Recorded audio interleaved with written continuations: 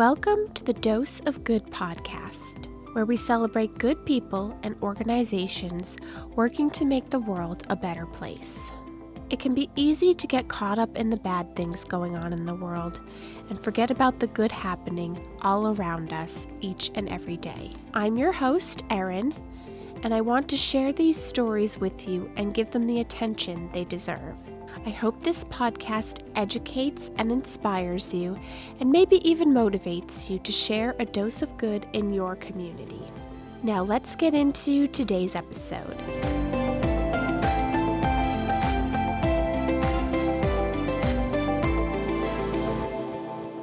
Today I'm speaking with Michelle O'Malley, CEO of Webster House. Webster House is a home looking to provide a supportive, safe environment for children who are unable to live at home for reasons of abuse, neglect, or difficulties in the community. And they have been around since 1884. They are doing wonderful things for these kids who come out of very difficult situations and are given a stable home life and opportunities for growth, incentives, all kinds of different things, outdoor activities. So I hope that you enjoy today's episode and learning more about the Webster House. Today I'm here with Michelle O'Malley, CEO of Webster House. Thank you for joining me. Thank you for having me, Erin. So what is the mission of Webster House? So our mission is to provide a safe, supportive home for children who are unable to live at their home because of neglect, abuse, addiction, challenges in the community. Okay. Mm-hmm. And how are they referred to you, I guess? Good question. So we are contracted with the state through the Department of Health and Human Services. And so typically the kids would have to be in the system, and DCYF typically would refer residents to us. We also sometimes will take children from Waypoint that are referred from Waypoint. But for the most part, it's DCYF. Okay. And how many kids can live there at one time? So our max capacity is 19 kids. Okay. Mm-hmm. And we're not full right now. It really ebbs and flows. We have 10 children right now because one transitioned out yesterday, and we had 3 positive transitions over the holiday. But we also have a lot of referrals. So we're constantly bringing children in and then transitioning them out, hopefully for good reasons. So they transitioned back home, or they were fostered.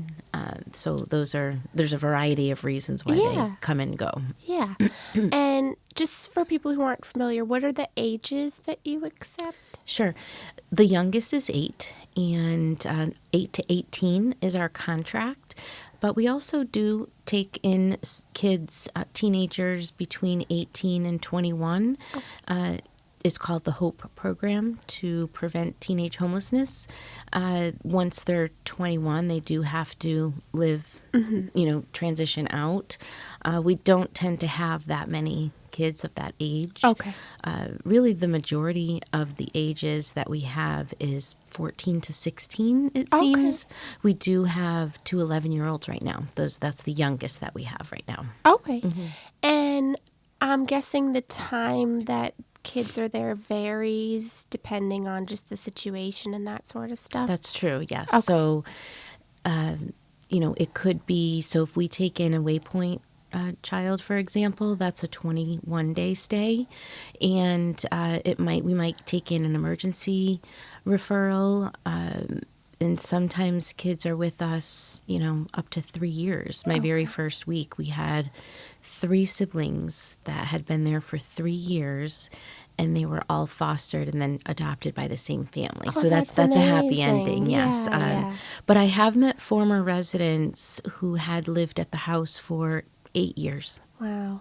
So Yeah. it really varies. Yeah. What does a typical day, if there is a typical day, look like at Webster House? Well, we're a level 2 home. There are various levels of residential homes, and we're level 2, which is a home-like environment. Our kids go to school in the community, so they are in school during the school week. With exceptions of they might have a court date or they might have doctor's appointments, just Sure. like any child.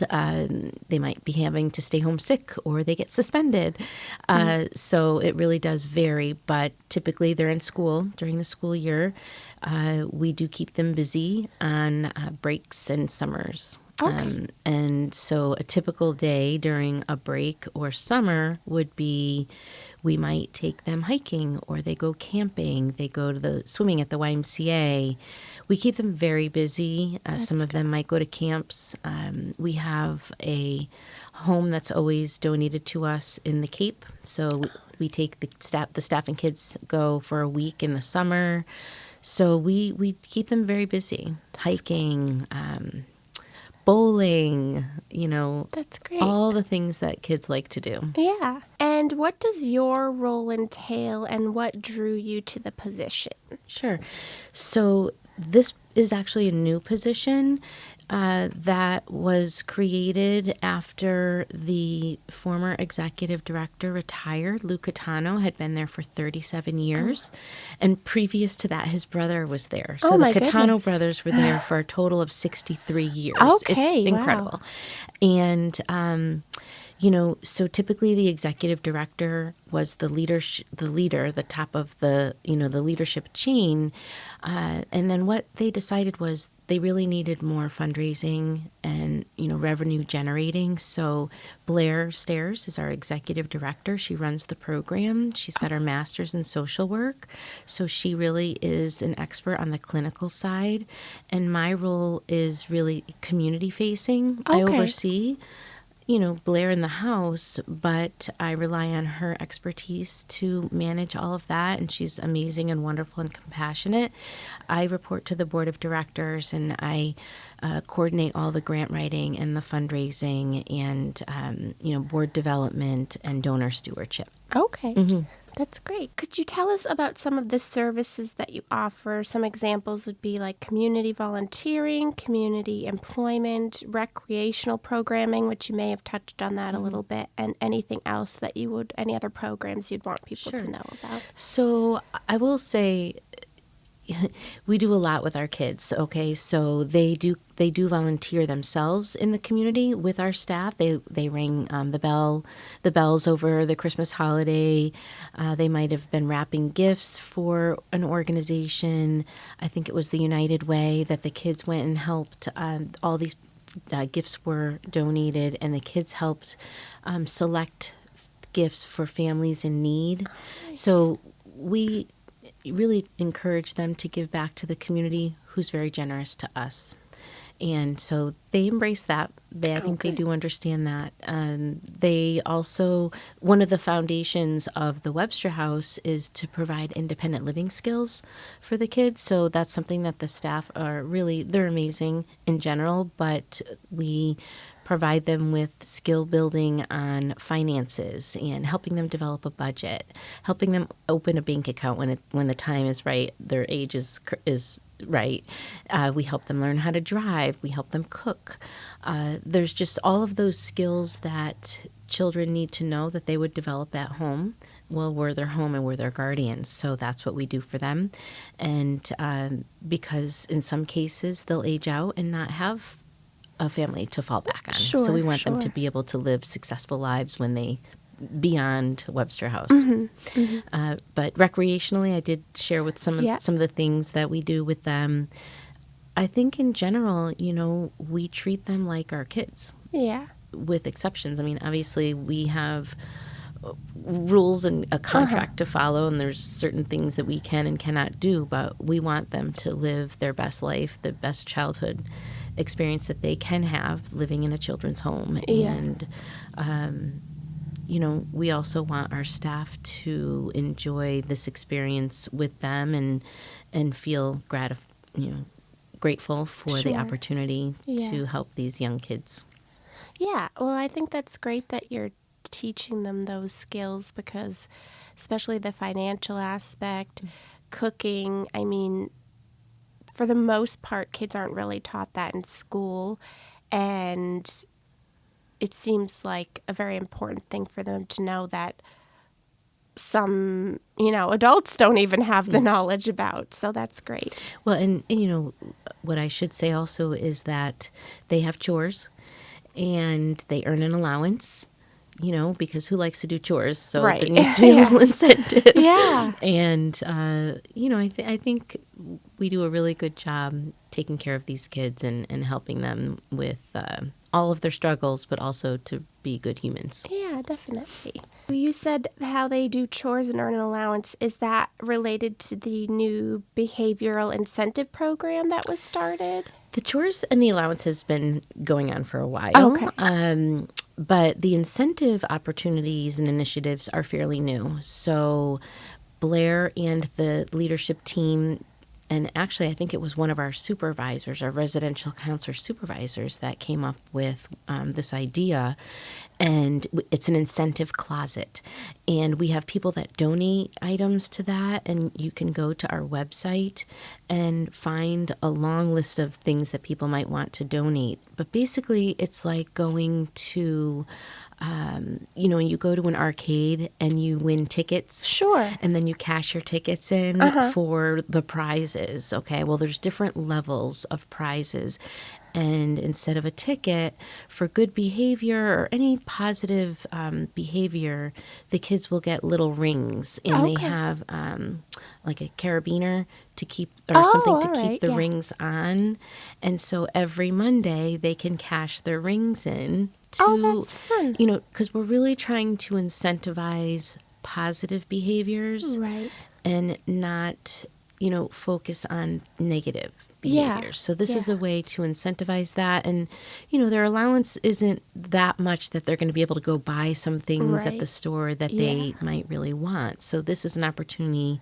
One of our board members, for example, Crystal, I just was on the phone with her. She works for L'Oreal.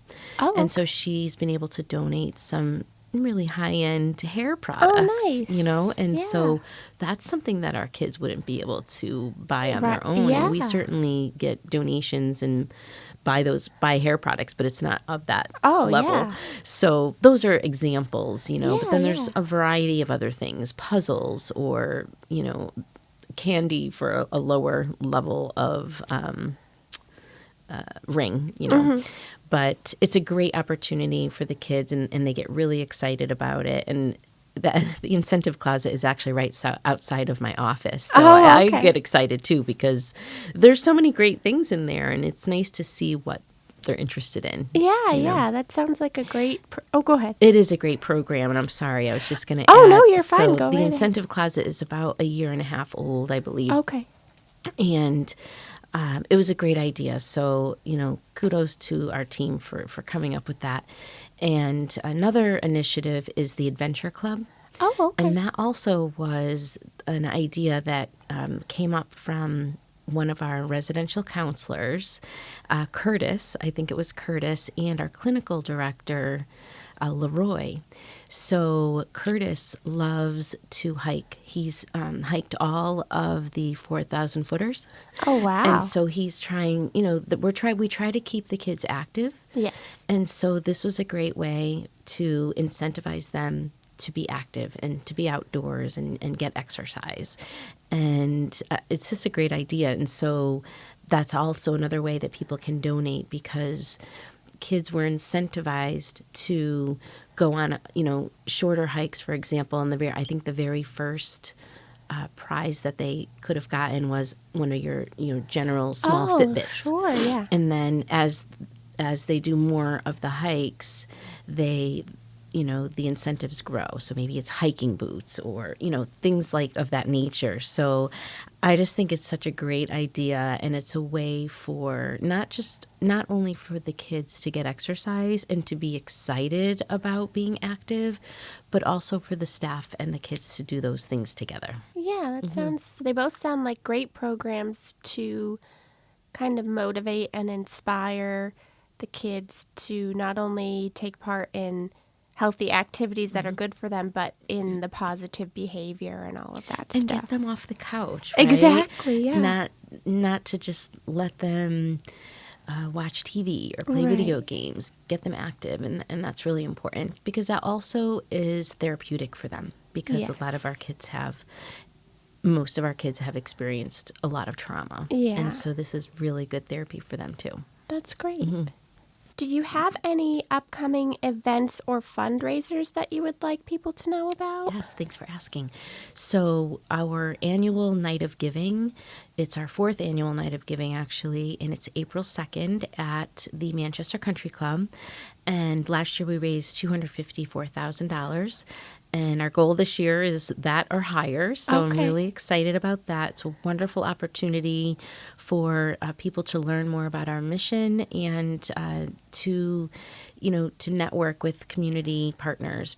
We have 260 people that attend, and it's just an outstanding event. I'm so proud of it, and our board is very involved. Our development chair is Peter Richard, and he helps coordinate the event, and he's fantastic. And we also just decided to have another event at X Golf in Bedford. Okay. And it's a golf simulator, and you have the opportunity to golf at places around the world, and That's it's cool. really exciting. So that's March 12th. Okay. And it's brand new. We just solidified this, and, people love to golf. Oh, yeah. And you can't golf right now because it's so frigid. I know, So yeah. this is a great opportunity to, get ready with your swing, and I'm not a golfer, but I'm trying to learn the lingo. Sure, yeah. Well, and to experience courses they may not get to otherwise. Exactly. And X Golf is a national organization, or it's a chain, but the one in Bedford is the first one in New Hampshire. That's exciting because I had never heard of it before now, so that's there really are other exciting. Simulators. Yeah. Similar, and I believe there's one here in Londonderry that I have not been to yet, but I know the X Golf chain, this is the first one in New Hampshire. Okay, that's great. Yes, so check it out. It'll be on our website. So people can just go to your website to Yes. sign up or get tickets or whatever Yes. they want to. Okay. Yep. All right. Are there any success stories you'd like to share? Or, you've already gone over a lot of the ways Webster House has had a positive impact, but there are any particular stories you've experienced that you'd Sure. want to share? Several. And I will say that this is our 141st year. 1884. Yeah, that's amazing. It is amazing, and I'm really proud of that, to be a part of this organization. It really does make an impact on these kids' lives. Yeah. And I would say there are success stories every single day. If we can get kids to go to school, if we can get them to really engage in school and get good grades and, take on activities and build friendships. Those are success stories because some of our kids really had real challenging lives before they came to us. But of course, other success stories when they graduate school, middle school. Yeah. We had a child who was living with us he was custody of the state, and he graduated from Webster Street School and had no family to go to his graduation. So there were half a dozen of us that went and cheered him on, and that's what guardians and parents do, right? Yeah. And his case manager then took him out to lunch, and these are stories, success stories. These are things that we do for our kids because they deserve it. Other success stories include them getting fostered or adopted. I mentioned the 3 siblings, but there are so many. And one of our little boys was fostered and then adopted by 2 dads, local dads. And we had a volunteer, a husband and wife, who fostered one of our kids within the past several months. And so it's things like that, and it just warms your heart because the goal is to transition the kids either back with their loving family or a loving family to give them the best childhood experience that they could have. So we've had quite a few, and it's bittersweet when they leave, but that's what happens. And one of our former residents, Deshaun Green, he also goes by Magic Man. He is in Hollywood right now, safe. I just talked to him last night. Because he wants to pursue his magic. And, that's he graduate. He has. He's connected to the Magic Castle, which if you didn't realize, there's a Magic Castle. Yeah, and that's not like anybody can get in. No.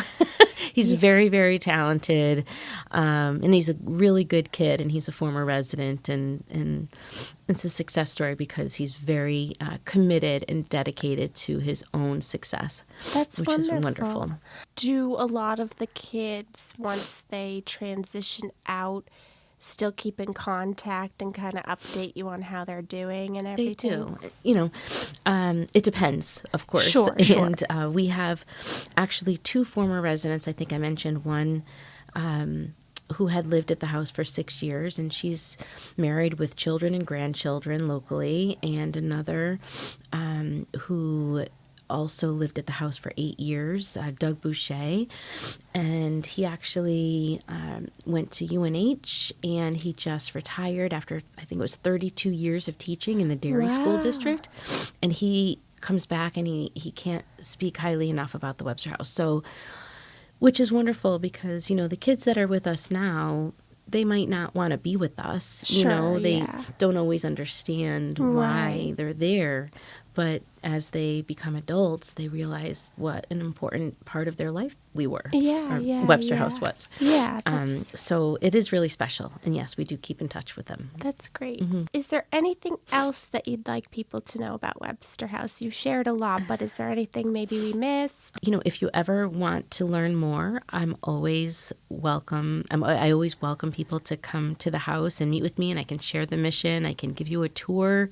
We're really proud of the home. It's an old home, so we're constantly making upgrades and writing grants to make those upgrades. Mm-hmm. One of the things that I'm really excited about is we were approved to build an addition onto the house, and that will provide more offices because we have clinicians and case managers that are sharing offices, and they're providing the therapy for the kids. So we really need to have more space, and then the main floor will be a meeting space, which I'm really excited about because that will benefit our kids. We have group therapy sessions, we have art therapy.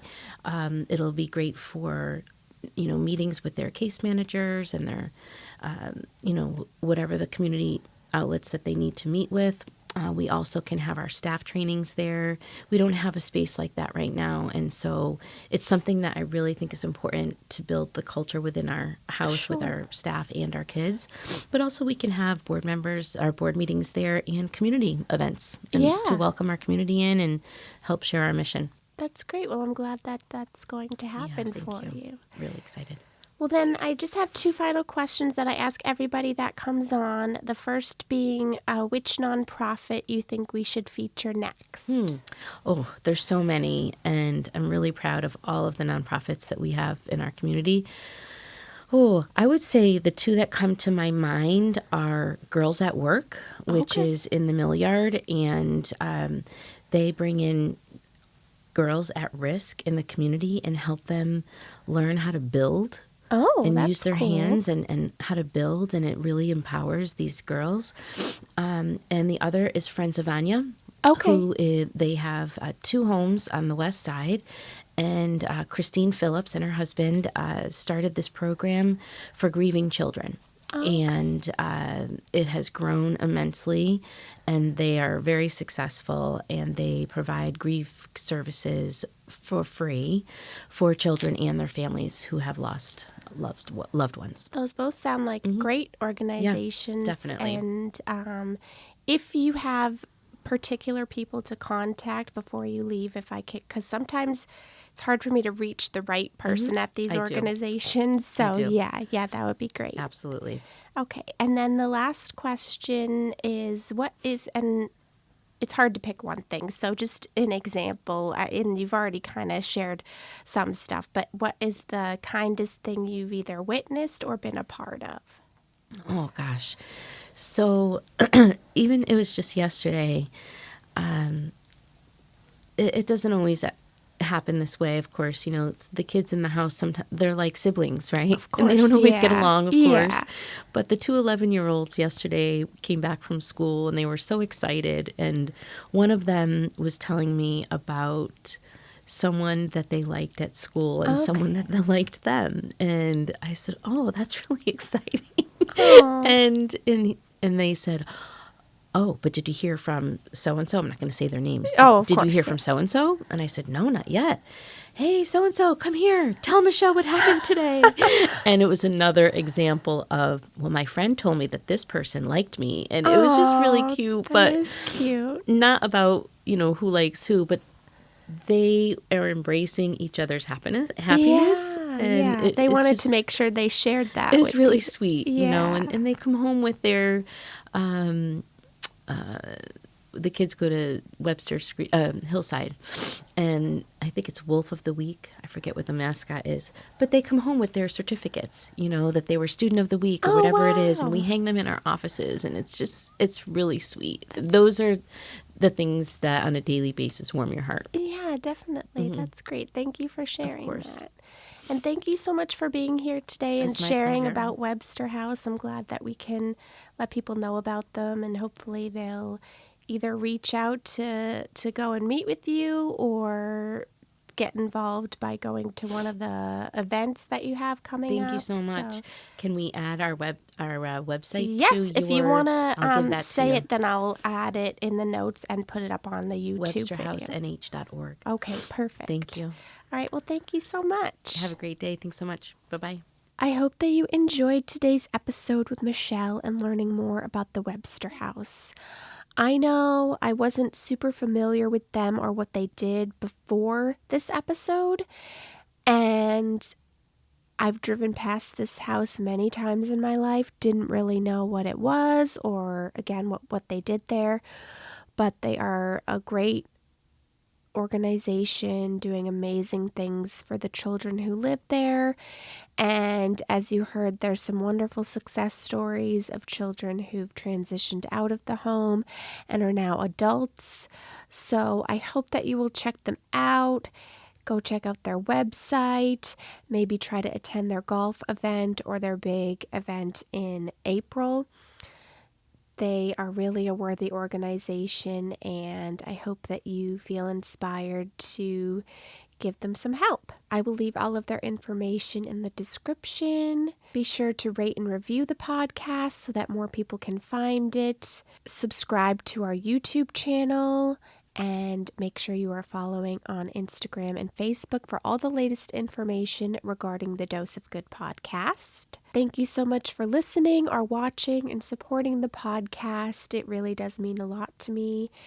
And until the next episode, have a great day.